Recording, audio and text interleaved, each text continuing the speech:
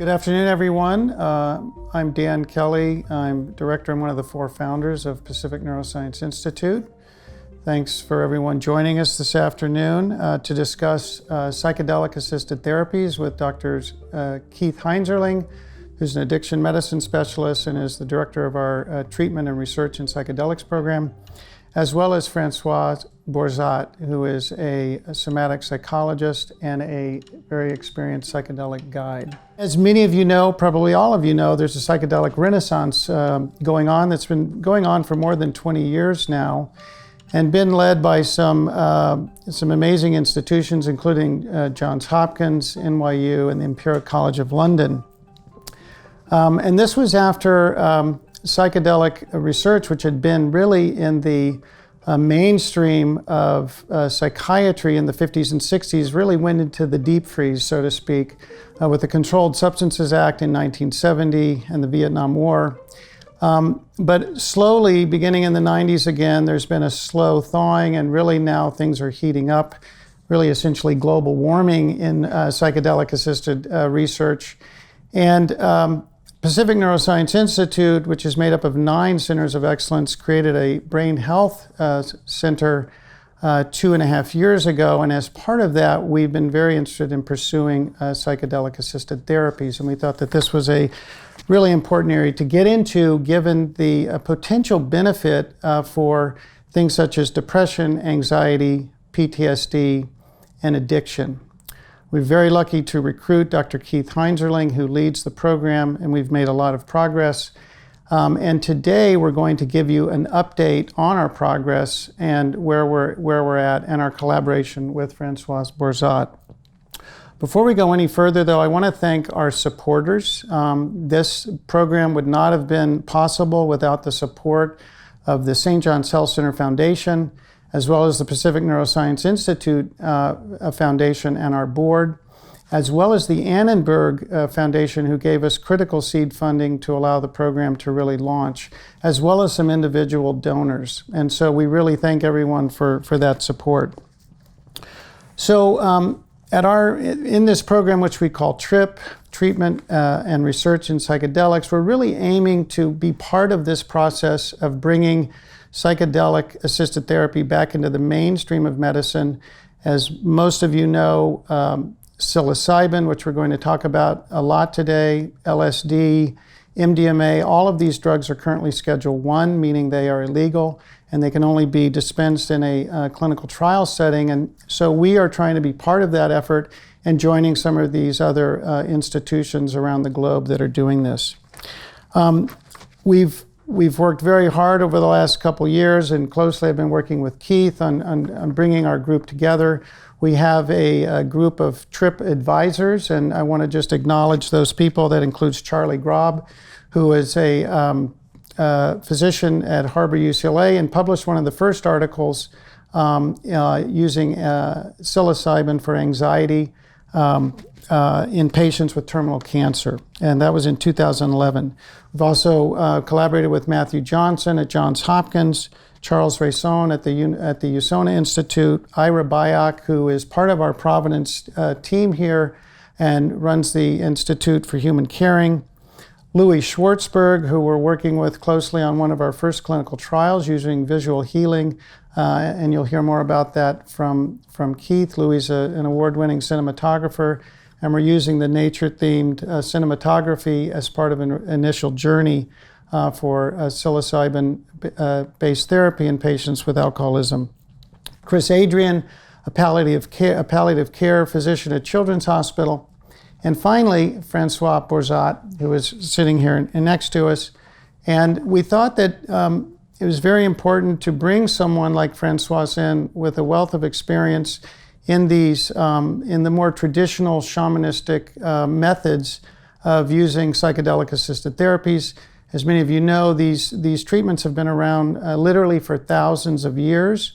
And we believe it's very important to try and achieve an intersection and a balance between meeting the scrutiny of doing modern clinical trials, the data-driven nature of these studies, the scrutiny of the FDA and the DEA, while also being respectful of these traditions that have proven so successful in so many communities around the world. And so with that, I'm going to introduce Françoise Bourzat. She is, as I said, a somatic counselor. She's a very experienced psychedelic guide, and she's the author of a book called Consciousness Medicine, which we'll get into in a little bit. So, Françoise, thank you for joining us, and thanks for your collaboration and becoming part of our team. Perhaps you could tell the audience about how you, about your background and how you got into psychedelic-assisted therapies and guiding individuals. Well, I was very lucky in 1985 when shortly after I came to the United States from France, to encounter some people who were practicing a form of psychotherapy in conjunction with substances such like MDMA and psilocybin. So I was in a group of people doing these experiences that offered a lot of healing for me as far as my own trauma, my own grief, my own developmental trauma from my childhood and various situations of life that I had suffered from. And so it oriented me to really dive deeper into understanding those context of exploring and healing and growing. I pursued, of course, some master's graduate degree in psychology to, of course, educate myself as far as the psychological field, and continue to assist this man who was had treated me essentially, and there was a community of people participating into these journeys. And near his work, I learned a lot about this bridging of Western psychotherapy and traditional way of using psychedelics. And then later on, in the late 90s, I had the opportunity to go to Mexico and work under the apprenticing of this Mexican indigenous women who practiced the art of sacred mushroom for all her life and many generations before her. And so under her wings, so to speak, I was able to absorb and observe and learn and practice, of course with her permission, the guiding of mushroom journeys in Mexico over 23 years. And so I've sat through numerous journeys with many people that I brought down there, and have been able to learn the art and arc of such approach. So that has been my experience in the field. And so can you speak a little bit about the role of the guide and how you help someone through the journey, and particularly through perhaps the rough spots, and how that works, and what you try to achieve as you go through a person for a typical psilocybin journey, for example? Well, a typical psilocybin journey is really bringing people in very close touch with what they feel and what is inhabiting their psyche or even their body or even their memory. So there's a lot of revelation that takes place in a journey. It's basically a diving into one's unconscious and one's inner world, essentially. So the topics emerging can be very varied, right? From great raptures and great liberation to also connecting with some very painful memories or sometimes traumatic memories. So the role of the guide is, first of all, to know the territory themselves, to have been having experiences where they understand the difficulty or the fragility or the vulnerability that one can encounter in those spaces. And the guide has the role of creating safety, but also to creating support, creating a physical support sometimes. The human connection and human contact can bring a lot of solace and a lot of facilitation to the process, a lot of help, and a lot of like empowering the people to go through the process because they know that someone is there present with them, even though they don't necessarily do a lot. And then there are the moments where the guide has more of a role, really, of maybe doing some hands-on work in the shamanic process, which might not be the same role in a study, certainly, but in shamanic practices, the shaman or the healer, in this way in Mexico, does a lot of hands-on work with people's body because they believe that the body is really tense and holding material in the flesh. So they work on massaging and on moving limbs and on doing various techniques that facilitate the physical opening of the journey as well. So there's many ways to support the process, the choice of the songs, of the music, the way the person is focusing on an intention. Sometimes the shaman will tell in the middle of a journey, remember why you're here. So they actually talk to the participant, in Mexico I'm saying, remember why you're here. So there's this kind of continuing to seed the process with the intention of the participant. So there's many, many different actions and interventions that can take place. So could you talk a little bit about the preparation and what's referred to as the integration, the before and after the journey? Because in all of the modern paradigms and the clinical trials that we'll be doing here with Keith, there is preparation. This is the journey itself is only part of the process, of the healing process. And so you talk a little bit about the preparation and the intentions of the person, and then at the end, the processing or the integration. I think it's important for people to understand this. It's a big therapeutic package here that we're trying to achieve. Absolutely. It's a very essential aspect to have this sort of a triad, right? This trifold, very well balanced, in fact.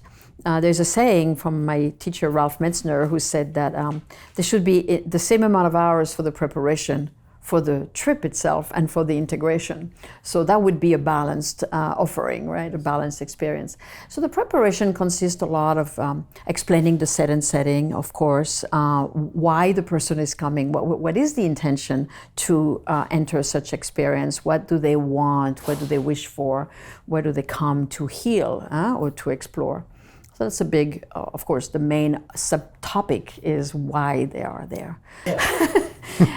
So the preparation, yes, is a lot about the intention. It's a lot also about preparation, meaning, not drinking alcohol before an experience or being mindful of not being on the computer until 2 a.m. I mean, it's a certain practical preparation that brings the person into more focus, more mindfulness, more meditative practices are good, being in nature is good, creating a soft come from, a soft takeoff place. So as well as informing the person of the effects and the environment in which the journey will happen. So that's the preparation. Then the integration is dedicated to what happens afterwards, right? So how is the person narrating their experience? What took place? How do they feel? How do they experience their ongoing state post experience? As well as what do they want to do to actually maintain those benefits or maintain this betterment or this absence of depression or anxiety, or maybe they have more vitality, or maybe they're more relational. So how to help them create practices or maintenance activities that will stabilize this healing that has taken place. So it's a lot about collaboration and participation and making sure that the person is not just leaning on the psilocybin, but also leaning on their own agency to continue maintaining this healing. And just briefly, the duration of a typical psilocybin journey, can you just mention how long that is? 5 hours. You wrote this beautiful book called Consciousness Medicine, and anyone that has not read it, I would encourage you to read it if you're interested in this. It's beautifully done. It just came out in 2019. Mm-hmm. And Francoise, maybe you could just talk a little bit briefly about why you were motivated to write the book. Yes, I was teaching a class at the California Institute of Integral Studies in San Francisco entitled Expanded States of Consciousness and Psychotherapy. So I was essentially describing the process of preparation, the process of the experience itself, and the process of integration. And through this model that we were just describing, I iterated the ways in which I would go into talking about these phases and using holistic model of different aspects of human life and sort of mapping a little bit the category of experiences possible and the best way to prepare and the best way to integrate. So my co-author, Christina Hunter, was a student of mine and decided to document my lectures and then help me organize it in this formula of a book, which has been an interesting process with some go and stop, along the way. There was moments where we were too busy to deal with it, and then went back into it. And I'm really glad it came out, and it's very well received. So this is a good thing. Yes, Yeah. It's been very well received. It is a beautiful book, and I would encourage anyone to really want to get into this a little more. It's a great guide. I want to ask Keith a question now, if I might. So Keith Heinzerling is an addiction medicine specialist. Keith, you have a lot of tools in your toolkit, so to speak, to manage patients with addiction. How does psychedelic-assisted therapy differ from what you do for someone with, say, alcohol addiction or nicotine or narcotics or cocaine? How do you see this changing your practice and the future practice of addiction medicine specialist 5 years from now?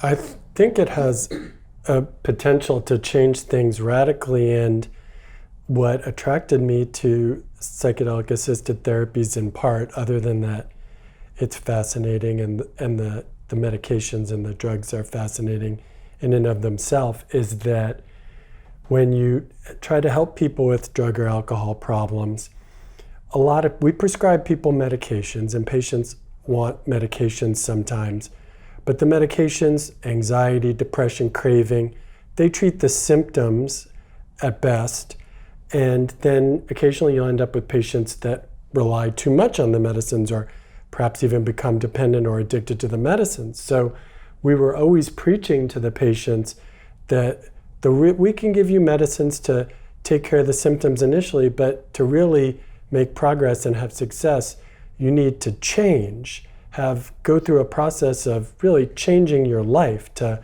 live a new way without relying on drugs, alcohol, substances. And that psychotherapy was the process we would recommend. And a lot of people, sometimes people didn't want to do it, or sometimes they would do it and genuinely seemed stuck, that they'd tried many different times through psychotherapy and just were stuck and were repeatedly relapsing. And at the same time, you'd see people who just spontaneously would have an epiphany. Sometimes when they did Alcoholics Anonymous or through meditation, practices like that, more so than what we were doing with them as doctors. And I always wondered, how can you facilitate that? Sometimes people, they go through multiple relapses before they finally get to the point where things click and the light comes on and they can change. And it seems like the psychedelic experience has the potential to be a catalyst to that type of process, such that maybe people won't have to go through so many struggles and so many relapses before they can finally find a path to renewal and be able to live without relying on the substances. You want to talk a little bit about the Hopkins smoking cessation trial has a pretty remarkable, at least their phase 2 trial has a pretty remarkable quit rate. Yeah, in the 70% range, and most of the the best medications with counseling for smoking cessation, a quarter or a third of the people might be quit. So, and again, it's another thing that I think is similar with what we had always tried with patients who had drug or alcohol problems is that, no one can do it for the patient. The patient really has to be the one in the end who figures out. At the same time, particularly for drug and alcohol problems, it's striking that they can't do it themselves. They need some connection to something else.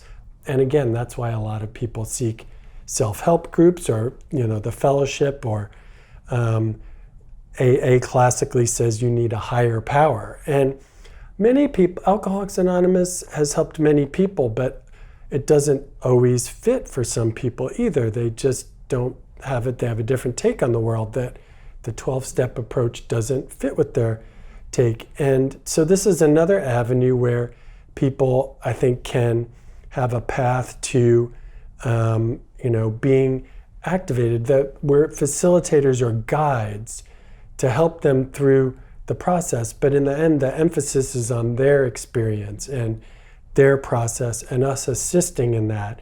And it's more empowering, I think, than what we do sometimes when we say, well, we're going to give you a shot once a month and that's going to solve your addiction. No, it's not. Now, it may help. The medicines may help, but convincing the patient to get up off the mat and go, that's really the key to being a clinician in these areas. So speaking of alcohol, the first clinical trial that we plan to do here in collaboration with Louis Schwartzberg, do you want to talk about that a little bit? Because it's a very interesting trial. Yes, so we're hoping to be enrolling patients by the end of the year or January. It's been a very long process getting all of the official approvals, but we're very close. And it is a trial of psilocybin-assisted therapy for alcoholism, and it incorporates a collaboration with Louis Schwartzberg, the filmmaker, who made Fantastic Fungi, the film. And there's research. And also, research, by the way, science is great for certain things, but this is something that you don't necessarily need. Scientific studies showing this are nice, but connecting to nature can have a very therapeutic effect for people. I think that's something that's been known. But there's also scientific studies that support that. And in particular, the researchers at Imperial College have done some work about how the psilocybin experience may facilitate people feeling a greater connection to nature, and that may be one of the avenues whereby their depression, anxiety, or in this case alcoholism, may get better. So to facilitate patients connecting to nature during the psilocybin therapy for alcoholism, we're going to incorporate Louis' nature-themed visuals into the prep and the ascent phase of the journey, hoping that will give them an extra boost of nature connection and help them in the long run be able to get over their alcohol problems better. And I think one of the important things is, as we try to balance this, you hear from Francoise coming from this more traditional shamanistic approach, and Keith and I, you could say, are sort of the neuroscientists. This is not really science versus spirituality. In some ways, it's the science of spirituality. I think that's one of the things that excites us, to be able to look. What are the underpinnings of this spiritual, mystical experience that can transform people's lives? Some might even say, we're looking at the spirituality of science. You could flip it around a third way. And so I think this is really what makes these studies and this work so important, because it has the potential to impact literally millions of people that are suffering from a variety of different things. I want to go back to our collaboration with Francoise, and what really brought us together was this idea of looking at speaking of suffering, of grief. And Francoise and her colleague Chris Adrian, who's helping us as well, palliative care pediatrician, looking at grief initially in parents who have lost a child, but we thought that given the area that we're in the COVID era, that looking at COVID-related grief, and there's a lot of that to go around. And so maybe, Francoise, you could talk a little bit about your experience in guiding people with grief, and then Keith, you could talk a little bit about the clinical trial model that we're proposing. Yes, we live in a very strange time where families are not able to be with a loved one who is passing either from COVID or from some other conditions. A friend of mine lost his father of dementia and old age, but he was not able to go there and be with him. He was in an assisted living facility, and it was tragic, right, that he could not be next to his father at the time of his passing. And then the families don't get to grieve together. There's no possibility of gathering the friends and the family and honoring the memory of someone. And we know from a societal perspective that these times of grief together as a community is very important, right? In many different traditions, this is a ritual. It doesn't matter what tradition we're from, but coming together to honor someone's memory is a very powerful ritual, powerful moment of life.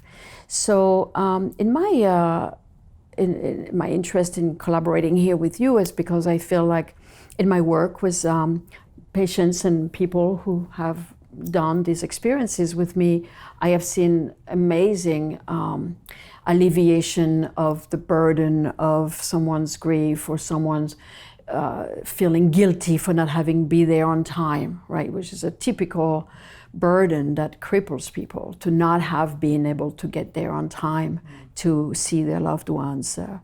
I couldn't get to France when my mother died. I couldn't make it on the plane. So I know directly what it's like to not be able to make it, and the residue of that experience, right? That's a grief that is another layer of complication, which has to do with guilt and regret and remorse, right?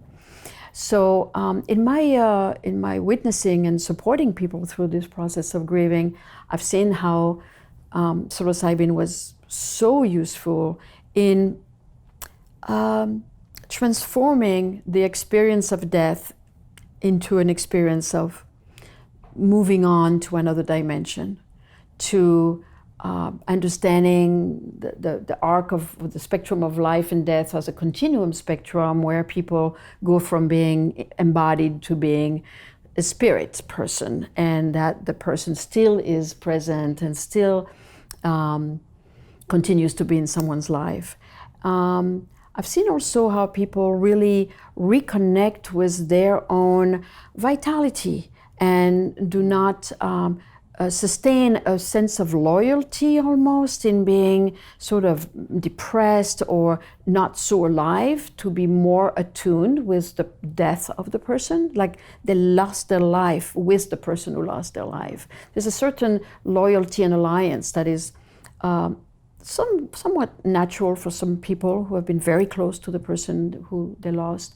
And so a lot of the time in those journeys, there is a sense of my life, my vitality, my destiny in fulfilling my participation into the world, and that rekindling of this joy of life, of this place that was below the death, is really healing for people. So it can go different ways, by grieving and resolving that grief, or rekindling life itself. And I would imagine that a lot of people in that realm of grief can go toward things such as substance abuse and Yes, very much. More depression, anxiety, and all of that. And so, Keith, do you want to talk a little bit about the trial we're planning? Sure, and I also want to, in a second, take the thread that Françoise was just talking, because you reminded me of something. But yes, we're hoping to do a clinical trial of psilocybin-assisted therapy for grief, and the clinical trials science is very important. Obviously, we spent our careers doing science. I think it's very important, and we'll get some good information from it, and we're very serious about the science. We also are very serious about working very hard to try to create avenues for patients to be able to get access to psychedelic treatment in a legal way in the United States, which is a real challenge at the moment, and in a setting that is safe, so that we're in a clinic, we have safety precautions, medical monitoring. Honestly, for the clinical trials, we actually probably have overkill. In many cases, the substances have been used without doctors present and been very safe. But that's okay. We'd rather have things too cautious and too safe than too little. In the end, the path to creating access for patients to be able to get treatment is to get FDA approval, which would essentially say that the drugs aren't Schedule 1. Schedule 1 drug is something with no medical benefit, only potentially for abuse. And we hope that'll happen. But just to be clear, we definitely always try to remind, and patients ask me all the time, they say, do you think psilocybin therapy would help me? And I often am in the position, sadly, of saying, quite possibly yes. And then they say, can you treat me? And I have to say, no. Can you connect me to someone who can do it? And we're not in a position to do that, unfortunately. But Françoise, what I wanted to ask you about, to comment on if you could, or expound on, I'm an addiction medicine doctor, right? People tell me they use illegal drugs every day. So I'm not naive. Obviously, people, hopefully adults, use psychedelics outside of clinical settings currently. We could have a whole different talk about the pros and cons of that. And quite frankly, it may become legal in the near future anyway. For people whose exposure to psychedelics, or people who have never experienced themselves but have in their mind an idea of, recreational use or use of psychedelics just to explore versus the use of it as a healing modality in patients or people who, are suffering, my impression is they're very different, and it's could be a very different experience. And what you would do for someone who was exploring their mind just in terms of bettering themselves or exploring their mind for their own intellectual purposes might be quite different than someone who has suffered a severe trauma or an incredible loss, and they're going through that. And people ask us about good trips and bad trips all the time, and is a bad trip therapeutic? So I don't know, do you have thoughts about that, the differences, and how it's different when you're healing versus people who are just, sampling what's out there in the universe for their own edification? Yes, there's a lot of that going on because psychedelics are becoming a source of great curiosity. I mean, they have been a source of great curiosity for many years. This is not new, even in this renaissance here. I mean, there's been, right, from the 60s, it's been a source of great curiosity. And a lot of people have explored, and I remember taking LSD when I was in France, once, because it's available and people explore. And, I remember that being really a fascinating experience for me. It was fairly safe and everything, but, it was with friends and I was looking at art books. So it was pretty vanilla, right? Yeah. And so it was lovely. I think that a lot of people are curious to expand their mind, to see another dimension, to we call it grow, right? Not heal per se of some affliction or some trauma, but the curiosity of expanding the mind. And that can be attained with different techniques, not just with psychedelics, by the way, with breath work, with ritual, drumming, with all kinds of techniques that change the perception of life and in fact make things become more acutely perceived or felt emotionally. So, there is certainly a great curiosity for growth and expanding consciousness, which is totally valid.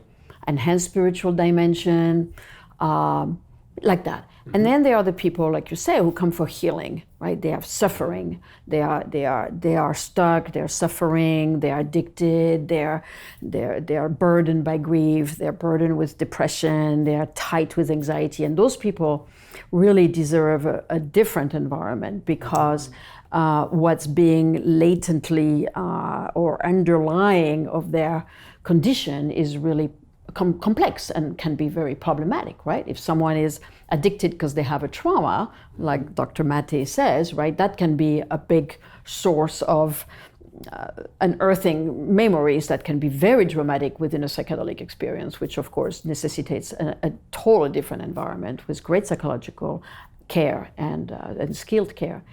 And so when people come with a condition or an affliction, I don't know what to call it, then we can assume that there's psychological material. And from my angle as a psychologically trained person, I look at that. I look at what is the underneath layer of what is managed here through this condition, right? And so yes, the treatment of a condition in psychedelics really is a very different territory than expanding the mind. That being said, I've known plenty of people who came innocently into a psychedelic experience with the goal of opening their mind, and bingo, they touched a very big trauma of their childhood, and then there might have been nobody holding the space for them or facilitating the understanding of what they had touched, and then they had what they call a bad trip. Yeah. Because nobody was there to support them, to facilitate, to help them understand after, to soothe the process, which requires a lot of skills. So yeah, absolutely. Yeah. So, as doctors, we always feel compelled to tell people it's illegal to use these substances at the moment. There are some risks. Frankly, they're relatively safe in the right circumstance. But I think sometimes people don't understand, that that it's very different. And as this becomes more wider known, just trying to explore on your own, if you're trying to work on deep emotional trauma or issues, it may not work, and it could even not be safe, which is why we're working so hard to develop models in clinical settings where people will still explore and go out, and that's all well and good, but this is a different thing altogether. People who need treatment are going to need follow-up. And we want to provide a safe and appropriate setting, not only just for the trip itself, but before and after. Absolutely. I mean, thank God in the destigmatization that we are now seeing in the field of psychedelics, there is a little bit more, how could I say, education, accessible to people. So people might go to integration circles or seek the help of a psychotherapist who would help them process their experience. So there's a little bit more, how could I say, information circulating about how to care for an experience that was challenging. Thank God, right? So it's a harm reduction. And so we are glad for that, because we don't want anybody to get hurt if they decide to do something on their own, right? So. And I think the important point you're both making is that with the so-called classic bad trip, if in many instances people say it was very difficult, it was challenging, but if they have the proper preparation and the proper integration and they have a seasoned guide with them, the quote bad trip turns into maybe a difficult but a very meaningful experience where it took them someplace that help transform them and help them grow. Would you? Absolutely, and that's what we're about to do here in this grief trial. People going into a grief experience can have a very challenging experience, can miss the person tremendously, can cry, can regret, it might not be a great transcendence into the eternity of life. It might be really something very, very difficult. And so we help them, by supporting the validity of what they feel and putting languaging into the merit of such opening and such circulation of their grief, right? So the grief is not just about making it better, it's about circulating it, right? Expressing it. So if they start to cry for a few hours, well, okay, we can say that's difficult, but that's also your healing, right? So I'll support you with that, and I'm there by your side. And they don't consider this a bad trip. They consider it a difficult experience that is not necessarily pleasant, but they also consider it a great healing. And that's what we want to make happen, that every experience will be considered a healing. And that's really our responsibility as a team, right? To make sure they come out feeling that that has been a healing and not just a bad experience. And we totally can make that happen for them, with them. So an interesting concept that many people may be aware of is this idea of the default mode network. And when we talk about and neuroscientists talk about the mechanism of the classic psychedelics, LSD or psilocybin, we know that they're serotonin agonists, and so they work on the serotonin system. And the thought is that somehow the serotonin agonist effects of psilocybin or LSD work on this default mode network, which is essentially the ego. And we talk a lot about ego dissolution and the mystical experience, and it is thought that with this dampening or unplugging of the default mode network, which is essentially your ego, it allows all these different neural networks in your brain that don't normally communicate to communicate. And you have these epiphanies and these new understandings and these new understandings of why, for example, why you smoke or why you're depressed. And you get perspectives that you can't get when your ego is on full time all the time. And that's, from a scientific standpoint, I think one of the most interesting things. What I think we don't know, and I'd love to get both of your perspectives, is how is it that a single guided trip of, say, psilocybin or LSD, how do you think it can have such a lasting impact for something that's in your system for, these molecules are in the system for 6 hours or maybe longer for LSD. How does that transform a person for months or years? I have no idea. I have some hypotheses, but I also think, this is the main, this is where the spiritual and the science part, are, they're not doing battle, but I'm not sure that I'm not confident. Let me put it this way. I'm not confident that the current scientific tools will fully be able to answer that question. I mean, honestly, one thing I think about sometimes is that, a lot of really powerful experiences can have lasting effects. And it's a very powerful emotionally, it's an experience. That's the other thing. Like a lot of the treatments that we provide, they're not like talk therapy. You talk about how it feels, you might have the patient imagine, but they don't have the mental and visceral experience that they do during a psychedelic experience. And that may just that may have more, emotional potency, I don't know. But also, if when you talk to people who have had a lot of these experiences and you look at the fact that the one thing that seems to be the biggest predictor of change is the intensity of the psychedelic experience, the intensity of the mystical experience, maybe specifically the ego dissolution. When that happens, people say that they feel that they become connected to, and this is where it gets kind of fuzzy because everyone uses different words that are based on their cultural background or understanding of the universe, that they're more connected to something beyond them. And so, we can scan, you could do a PET or an fMRI or whatever on the brain in here, but I don't know of any scanner that, we can use, like what's happening in that moment? Is it an illusion? Is it that do we imagine that there's another realm that we're connecting to, but it's all internal in our brain? Or is there really another dimension? And I have no idea, but the people, that seems to be like the magic, the secret sauce of it. Right. Well, absolutely, I'm totally agreeing with what you're saying or resonating with what you're saying. And in the Mexican tradition, they say that the healing or the purpose of such experience is really to reconnect with spirit. Mm-hmm. That the healing of the person, it's a spiritual and esoteric maybe aspect of what we're doing here. But they say, by connecting with spirit, by returning to source, by returning to who we are outside of this reality of this individuated, incarnated body, we then remember who we truly are and we feel connected because because we are not separate. We are manifestation of consciousness. I mean, this is far out words, of course, but in the Mexican tradition, that's what they say.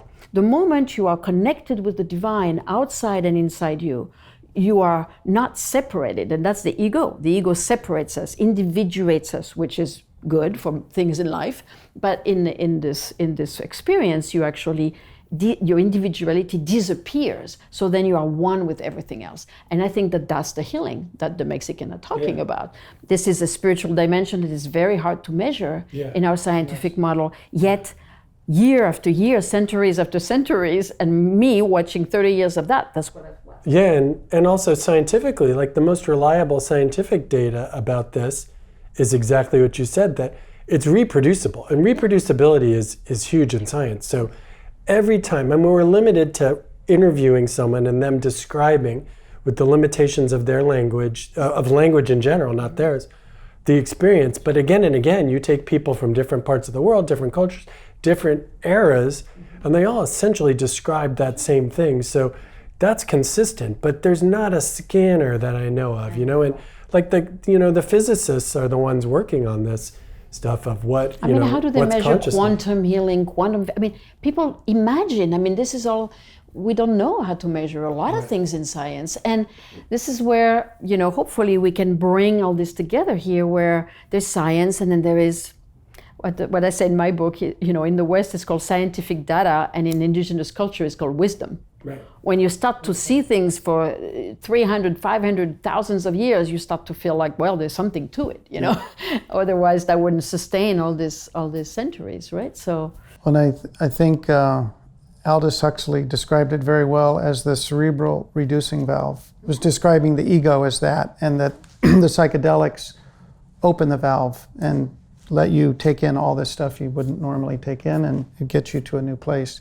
I just want to say one thing about Pacific Neuroscience Institute. For those of you that aren't familiar with it, our P&I medical group is 37 doctors. We have about 8 or 9 PhDs. We're a very seasoned group in doing clinical trials, from traumatic brain injury, stroke, brain tumors, movement disorders, multiple sclerosis. And so with this into psychedelic-assisted therapies, this is a somewhat new realm for us, but we actually have a very seasoned group, and Keith has a lot of experience doing clinical trials in addiction medicine, so we're very confident about our ability to be in this game for the long haul, to really try and make a mark and help move the needle.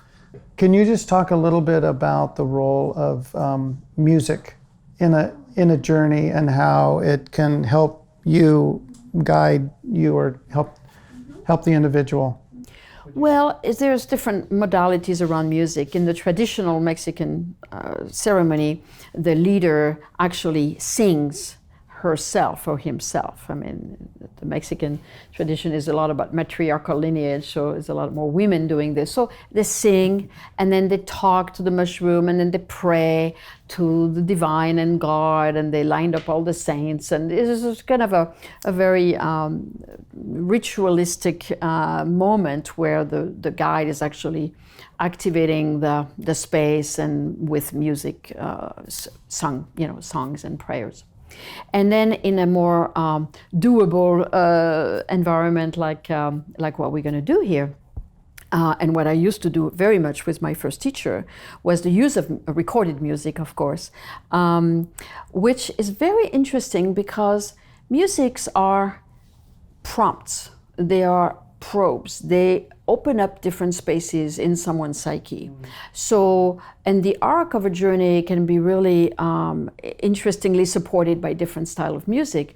Generally, the first stage is a very non-rhythmic, soft music that puts people in a sense of a state of safety and relaxation to open up to the space, since the actual physical effect might be a little bit creating some apprehension. So it's nice to make people feel really safe and secure and supported. And then there is a phase where the music can be a little bit more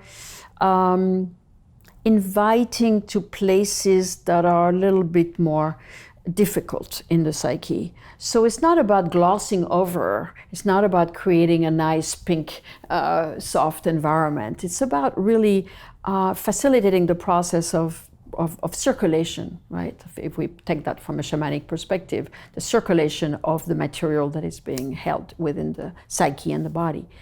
So this phase of music is what we call the more disturbing music. Again, it's not a violent music, it doesn't have to hurt people, but it's a little bit less melodic and a little bit less easy, because the point is to not be, is to go fetching the places in us that are not so nice, right? That are more suffering, that are more challenging. And then there is a phase of lyrical expansion where the music can be really bringing people into vaster dimension of the divine, as we said earlier, or the possibility of unlimited selfhood without the ego, like that. And then human voices can be really powerful. Choirs or very touching human voices can be wonderful to bring the spirit of the human being. And then generally the last phase of music is more, again, like the beginning, a landing phase where the music is gentle and helps people gather. So Thea asks, do you recommend this treatment for teens? So one thing, well, what would you say? How young what age would be appropriate for healing? Well, I mean, in Mexico, teenagers or children are participating to the ceremonies if they want to be with their family and create a family bond around a ritual that is sacred for them. So it's more like going to church together, essentially, right? And the children take a very little dose, and for them, under the supervision of the parent and the skilled parents, of course, that is considered normal or totally acceptable in their tradition.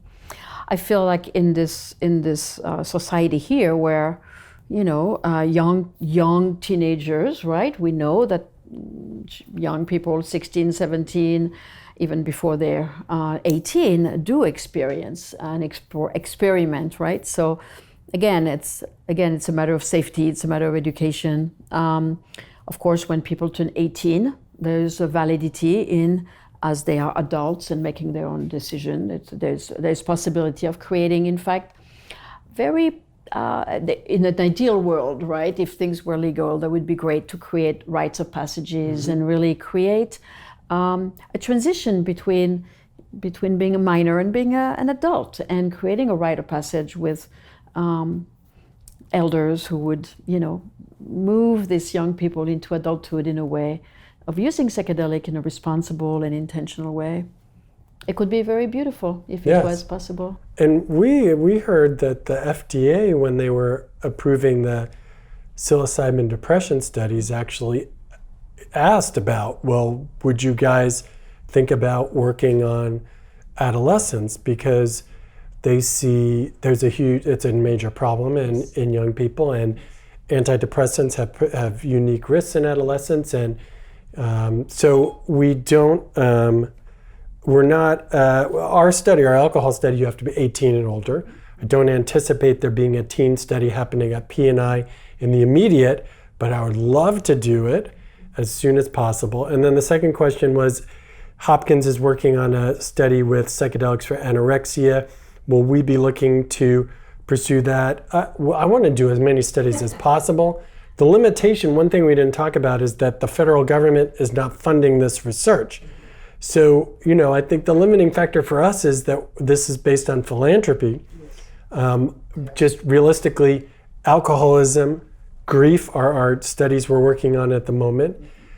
After that, perhaps we have many patients with cancer, suffering from cancer at the John Wayne Cancer Institute. That's probably going to be a priority for us. But anorexia, other conditions, we would love to do it, but probably not in the immediate. And then there was one other that, let's see.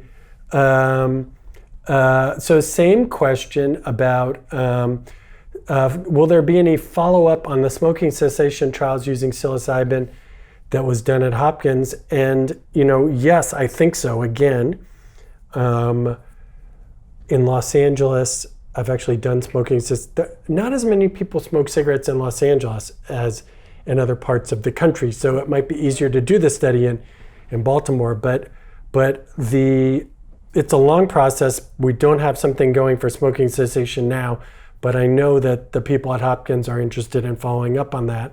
And perhaps if there's a larger study, we would participate. And Their study may still be. I think there's a study. they may be starting up again. I They're apologize. starting a study with Salvia divinorum in Johns Hopkins for smoking cessation. Because Oh, okay. I know a person who went through Awesome. their study in the scan, and while he was on the Okay.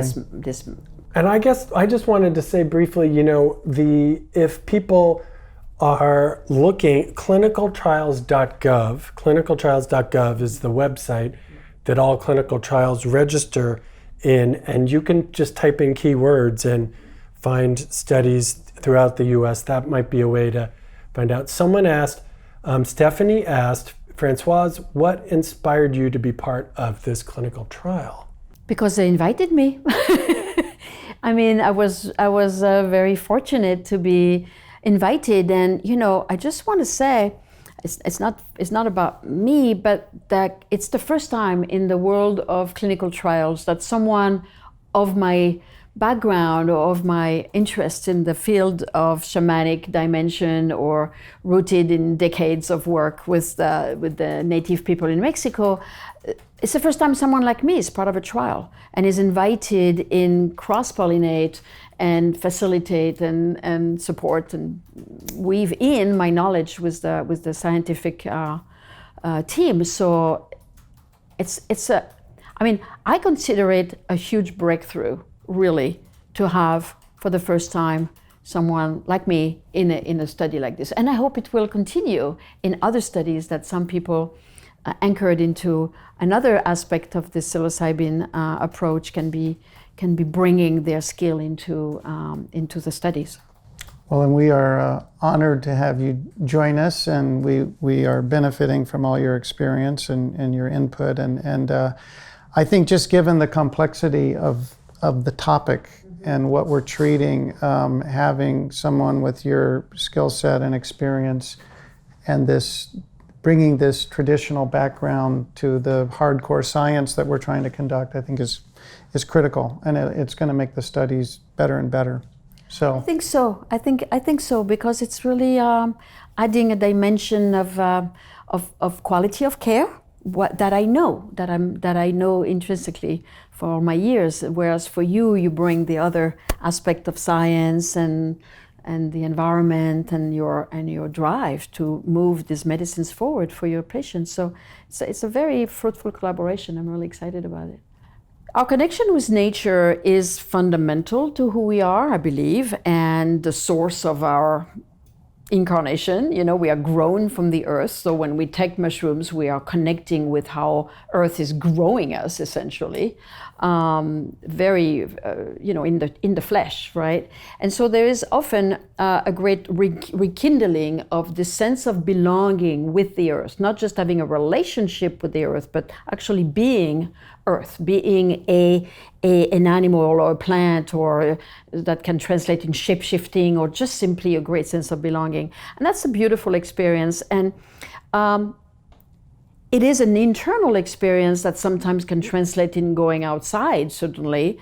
But in all my years of being in Mexico with doing this work, all these people who felt like they were really one with the earth, especially when we heard the dogs barking or the little insects or the donkey or whatever, like sound, or the rain, which was very much part of the mushroom world. Remember, mushrooms grow because of rain. So a lot of the time when I've been in Mexico, it was during the rainy season, so the mushrooms would grow.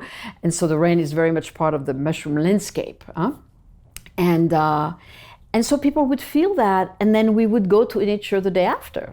Right? So the communing with nature is not necessarily, I need to go now here and I'm going to walk in the streets and go into the forest and risk stumbling in the dark. But it's an impersonal, internal, very, very intimate experiences with the oneness of nature.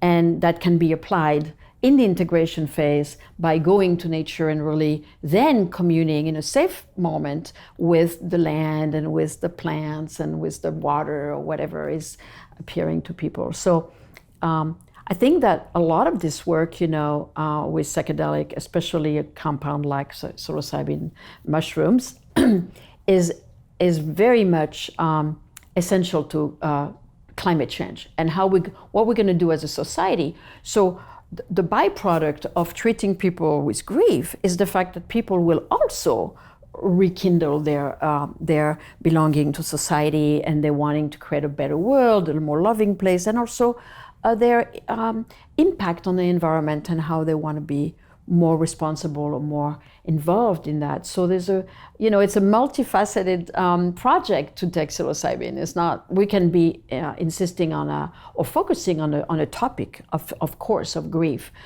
in this case, but everything shows up, right? And a lot of the time reconnecting with the oneness with Earth is a wonderful way to heal grief.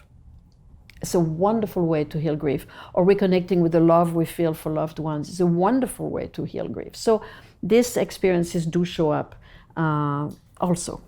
The idea of collaborating with Louis is to bring nature into the clinic by using his films. But I do promise you, we've talked that, and the FDA, people talk about the FDA all the time, what they will and won't let us do, and they definitely are the most important approval.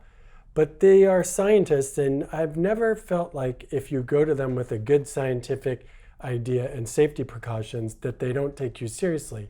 So, we could do a trial and have an outdoor dosing session. We just got to come up with the plans to make it safe and build it so that it's safe, and do it in randomized people to be trip indoors versus in nature. And if we present a reasonable plan to keep patients safe, I'll bet you the FDA would say, give it a whirl, guys. We've also talked, maybe in 5 years, 10 years, if psilocybin were to become legalized, that it could be that you would have retreat centers where the therapies are given in an outdoor setting, or the ability to go outdoors, and would just become part of the paradigm because of the healing aspect of nature connectedness. So we'll see. That's a great question. Yes, thank you. Oh gosh, hold on. Let me see if there's others. I'm sorry, I got so wrapped up. What are your thoughts about reaching the child's mind with the use of psychedelics for healing? It appears that kids are always tripping because they haven't developed the synaptic shortcuts of thinking that become the thought patterns we get stuck in. So in a way, like, is there something, you mentioned going back to our core? Very interesting, because of the pictures of the brain we have now during the psilocybin experience, we see how many connections there is between the different centers of the brain. We have a picture of it now. I mean, not like I didn't know it before, but we have a picture now scientifically. And what's going on is that during a psilocybin experience, this communication network, which Louis and Paul would talk about, the mycelial network communicating between different parts of ourselves, between our body and our emotions, our spirituality, our childhood self, our parents, ancestors, all this material is really circulating and being available. And so we have access to the child self, just like we have access to the grandmother of my grandmother, whom I never met. And so this ancestral lineage, as well as parts of our human life, is really accessible under psilocybin because we have access to all of us, all of the inside. And so this is an infinite pool of information and memories and experiences that become very visceral, like you were saying earlier. And when someone regresses or recovers a memory of a childhood moment, which I have had plenty of, this can be frightening, this can be explaining, and that can be thrilling to also recover the innocence of the child. And that too is a healing in and of itself. I think there was a part in Michael Pollan's book about someone going back, commentary about childlike. Yeah. This, if you think of a child as really doesn't have a formed ego, that this is where it can take you back to the childlike state. Yes. So I think there's definitely something there. Yes, and it's not just a memory, it's actually a felt sense, a visceral, direct experience of that, and that gets really branded and imprinted in the memory, and we go out of the experience with that file reinstated in our self, which is very supportive and helpful on an ongoing basis. What advice would you give to therapists interested in providing this type of therapy to their communities? And I presume that means, given that at the moment it's not that accessible, but perhaps thinking towards the future that it may become more accessible. So young people who are coming up, or experienced therapists that want to get involved. Well, I am, you can follow the unfolding on my website, but my family, we are in the process of creating trainings for therapists. We have been training therapists, and I've taken them to Mexico, and we've had experiences there, and then I've trained them in the art through didactic lectures, and all kinds of different materials to read and be informed on, in the art of guiding, right, of being a psychedelic guide. And now we are going to organize that differently so we can scale our trainings. And so we are in the process of creating an initiative for that purpose, for scaling the training of facilitators of psychedelic experiences.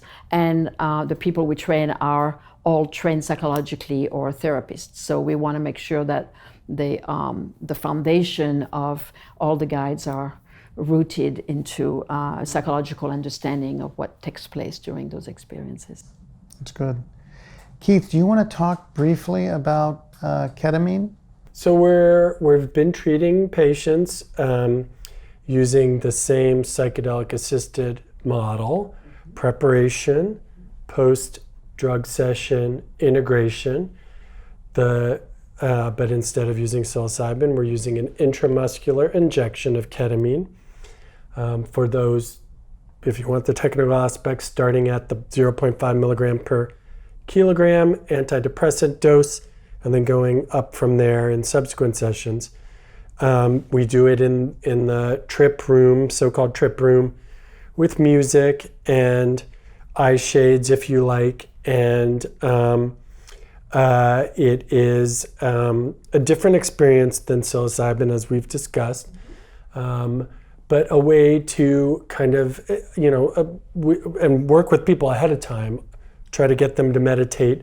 Some of the patients, particularly anxious patients, it's striking how, the people will describe feeling such a sense of just floating, of a peaceful sensation, lying on your back in a pool with, the calm sound of the water going, feeling weightless, right? And the anxiety and the troubles lift. Now, of course, you come back, and then that's the classic example of, how do you take this experience that has maybe fleeting and integrate it later. But I've had some luck with people later using the music that was playing when they were in the ketamine trance-like feeling, and later after the fact setting up, a container, a safe container in their own home, pull the curtains and relax and do some meditative practices, and we give them the eye shades to take home, put some music on, put the eye shades on, and use that to kind of supercharge getting back to that state. And also that, so many patients tell me they want to meditate, but they can't seem to do it. And they listen to meditation tapes or meditation, and someone's telling them. But if they start with that physical feeling that they had during the ketamine experience, and they try to call that back up, sometimes they find that is like the key to get back to that meditative frame of mind. And I think that's been helpful. Mm-hmm. Mm-hmm. Yeah, another practice that my teacher, who used to use ketamine back when, used to tell us also, was to notice how you feel right after the experience. What do you find yourself wanting to do or to eat, or who do you want to talk with, or what's your overall state, and what actions are instinctively birthing out of this instinct. And so those actions are to be tracked and applied and repeated. So that state that is just nascent after the experience is then being cultivated. So That's another. Yeah, and I take the patients, I don't ask, I mean, they journal afterwards, but during and immediately after, and they're not in a position to drive home, so someone has to come and pick them up. Oftentimes there's time afterwards where they're waiting. We have them in the room, we open the drapes a little bit, but I take copious notes on what they say. And a lot of times later, the next day, they may not have full recollection also, depending on how much we gave them. Unfortunately, that's a downside of it. But a lot of times we can review. I'll just go back to my notes and say, you said this, and it comes, something out of the blue that we didn't talk about, that they hadn't talked to anyone about, but then, was an insight.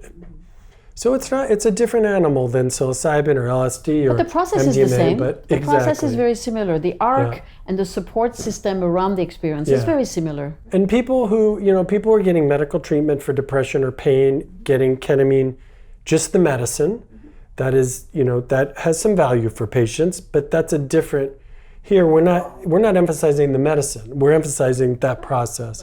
The medicine is the catalyst to make that process go.